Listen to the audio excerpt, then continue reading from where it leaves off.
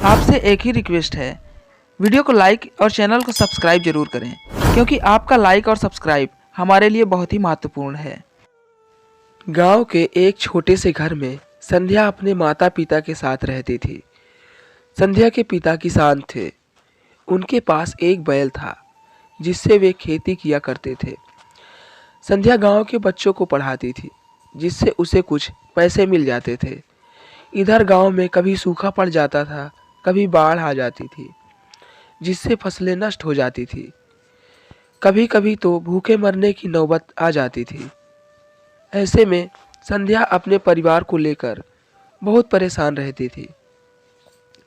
इधर उसके माता पिता उसकी शादी को लेकर बहुत परेशान रहते थे। संध्या की एक सहेली थी, सुहानी। वह अच्छे संपन्न परिवार से थी। उसके पिता ने उसे पढ़ने के लिए शहर भेज दिया। एक बार सुहानी छुट्टियों में गांव आई। संध्या तो इतनी परेशानी उठा रही है, तू मेरे साथ शहर चल, वहाँ तुझे मैं नौकरी दिलवा दूंगी, मज़े से रहना, घर भी पैसे भेज देना। संध्या ने ध्यान से उसकी बात सुनी। बात उसे समझ आ रही थी। वैसे भी वह दिन रात परेशान रहती थी कि अपने परिवार की मदद कैसे करे। संध्या बोली, ठीक है, मैं पिताजी से बात करके देखती हूँ। इस पर सुहानी ने कहा, अरे तू चिंता मत कर, मैं अपने पापा से कह दूंगी, वो चाचा से बात कर लेंगे। तू मेरे साथ रहेगी तो किसी को तेरी फिक्र भी नहीं होगी। उसी दिन शाम को संध्या ने बात की, लेकिन उसके पिता ने मना कर दिया। संध्या बोली, पिताजी कब तक यहाँ भूखे मरते रहेंगे? यहाँ कुछ नहीं रखा है, मुझे जाने दीजिए। अगर अच्छी सी नौकरी लग गई तो मैं आपको भी बुला लूँगी। पिताजी बोले, नहीं नहीं, अब हम तेरी कमाई पर जिंदा रहेंगे क्या? यह सुनकर संध्या ने कहा, इसमें मेरी कमाई की बात कहाँ से आ गई? कुछ दिन की बात है, थोड़े पैसे इकट्ठे हो जाएं तो आप भी कुछ काम शुरू कर लेना। वहाँ तो छोटी सी रेहड़ी पर सामान बेचकर भी अच्छे पैसे कमाए जा सकते हैं। कुछ ही देर में सुहानी के पापा भी आ गए। वे पढ़े लिखे समझदार आदमी थे। उन्होंने संध्या के माता पिता को समझाया तो वे संध्या को शहर भेजने के लिए राजी हो गए। एक सप्ताह बाद दोनों सहेलियां शहर आ गई। संध्या ने कुछ पैसे जोड़ रखे थे, जिससे कुछ दिन काम चल गया। इसी बीच संध्या को एक नौकरी मिल गई। वह ऑफिस जाने लगी। पढ़ी लिखी तो वह थी, लेकिन शहर के तौर तरीके उसे नहीं आते थे। इसलिए वह हमेशा चुपचाप अपने काम में लगी रहती थी। संध्या का ऑफिस से वह घर जिसमें संध्या सुहानी के साथ रहती थी बहुत दूर था। बस से जाने आने में उसे 2 घंटे लग जाते थे। शाम को ऑफिस से निकलकर घर आते आते उसे रात हो जाती थी। रात को आवारा लड़के इधर उधर घूमते थे, जिनसे बचते बचाते वह घर पहुंचती थी। एक दिन संध्या ऑफिस के बाद बस स्टैंड की ओर जा रही थी। तभी पीछे से एक बाइक पर रोहन उसके पास आकर रुका। रोहन उसके ही ऑफिस में काम करता था और कभी कभी काम में संध्या की मदद भी कर दिया करता था। वह बोला, संध्या घर जा रही हो? लेकिन आज तो बसों की हड़ताल है। दोपहर को यहाँ बस से किसी का एक्सीडेंट हो गया था। पब्लिक ने बस फूंक दी, तब से सारे बस वाले हड़ताल पर चले गए। यह सुनकर संध्या डर गई। अब वह घर कैसे जाएगी? वह इधर उधर ऑटो ढूंढने लगी, लेकिन जो भी ऑटो आ रहा था वह पहले से भरा हुआ था। तब रोहन ने कहा, संध्या बैठो, मैं तुम्हें घर छोड़ देता हूँ। बस ना होने के कारण ऑटो पहले से ही भरे हुए आ रहे हैं। संध्या डरते डरते रोहन की बाइक पर बैठ गई। कुछ ही देर में दोनों घर पहुंच गए। संध्या ने रोहन से कहा, आपका बहुत बहुत धन्यवाद। आज आप नहीं होते तो पता नहीं क्या होता। रोहन बोला, मैं यहाँ पास ही में रहता हूँ और रोज इसी रास्ते से जाता हूँ। अगर तुम्हें बुरा ना लगे तो मेरे साथ चला करो। जाना तो हमें एक ही जगह है, फिर बसों में धक्के खाने का क्या फायदा। संध्या झेपते हुए बोली, नहीं, आप क्यों परेशान हो रहे हैं, मैं चली जाऊंगी। रोहन ने मुस्कुराते हुए कहा, अच्छा बाबा, तुम्हारा आत्मसम्मान आड़े आ रहा है तो कभी कभी बाइक में पेट्रोल भरवा देना या कभी कभी चाय पिला देना।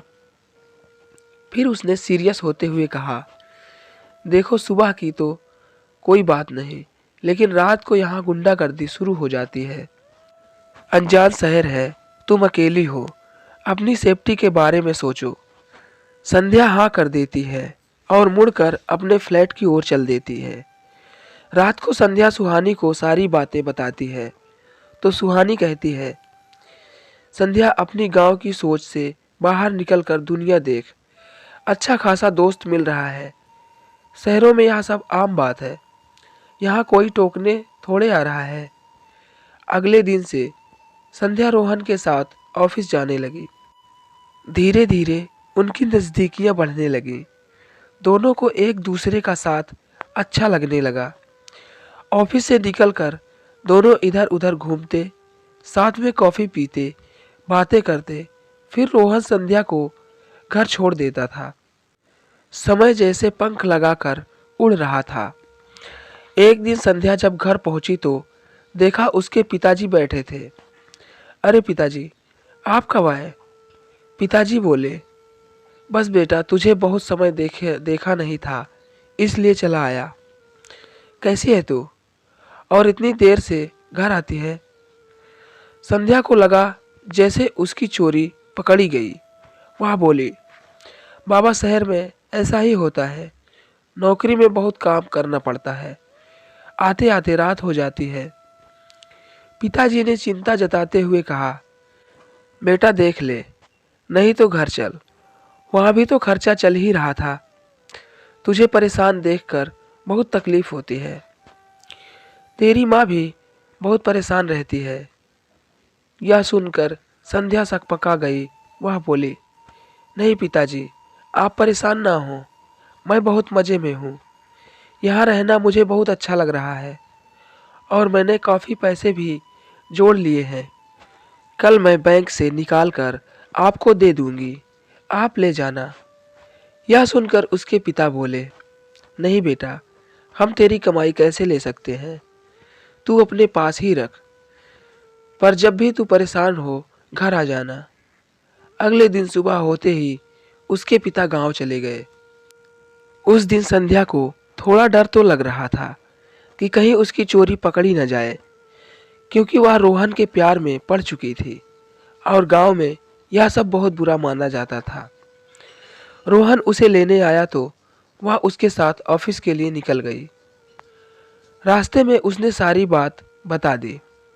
वह रोहन से कुछ नहीं छुपाना चाहती थी। यह सुनकर रोहन हंसने लगा। वह बोला, पगली, बस इतनी सी बात, इसमें डरने की क्या बात है? हम एक दूसरे से प्यार करते हैं, कोई गुनाह नहीं किया। मैं कुछ दिनों में गांव जाकर तुम्हारे माता पिता से मिल लूँगा।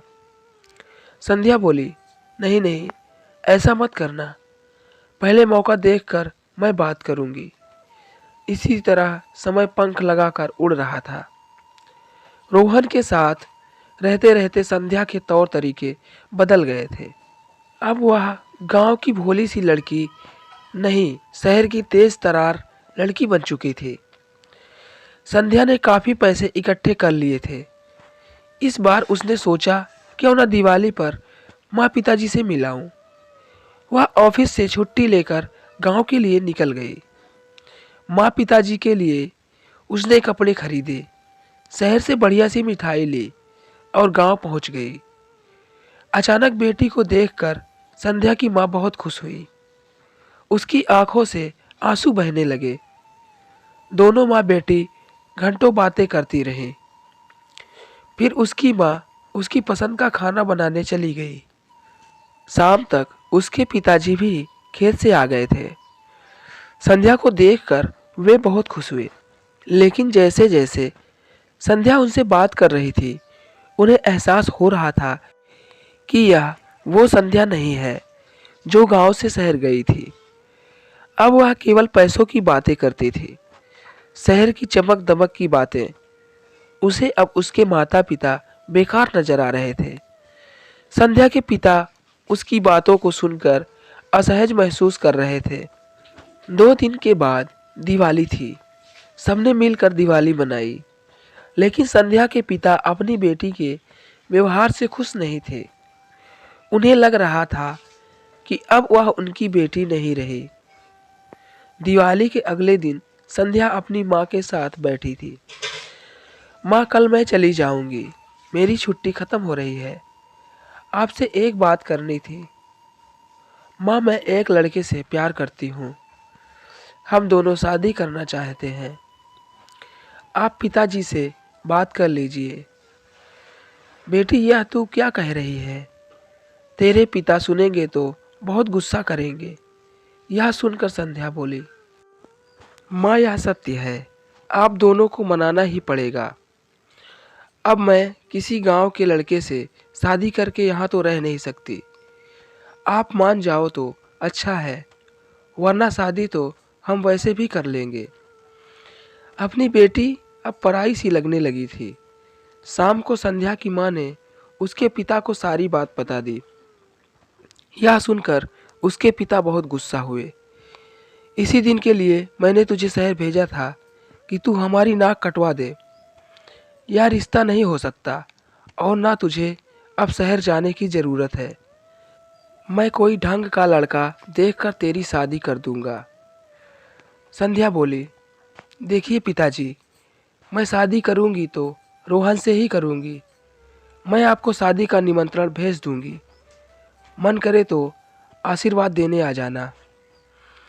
संध्या की बात सुनकर उसके माता पिता आश्चर्यचकित रह गए। उन्हें कुछ समझ नहीं आ रहा था।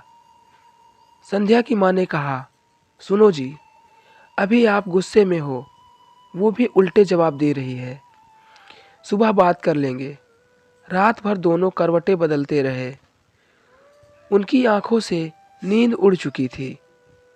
सुबह जब दोनों उठे तो देखा संध्या एक चिट्ठी छोड़कर चली गई है। उसमें लिखा था, पिताजी, मैं इस गांव और यहाँ के दकियानूसी विचारों को छोड़कर जा रही हूँ। शादी का कार्ड भिजवा दूंगी। आपका मन हो तो आ जाना आशीर्वाद देने। संध्या को अब किसी की परवाह नहीं थी। वह शहर पहुंच गई। अगले दिन सुबह वह ऑफिस जाने के लिए तैयार हुई। उसे आज रोहन को सारी बातें बतानी थी। वह रोहन का इंतजार कर रही थी, लेकिन वह नहीं आया। न ही संध्या का फोन उठा रहा था। संध्या ऑफिस पहुंची तो रोहन ने उससे बात नहीं की। वह बहुत परेशान थी। लंच में उसने रोहन को रोक लिया। क्या बात है, तुम मुझसे बात क्यों नहीं कर रहे हो? रोहन बोला, संध्या, अब मेरे तुम्हारे रास्ते अलग अलग हैं।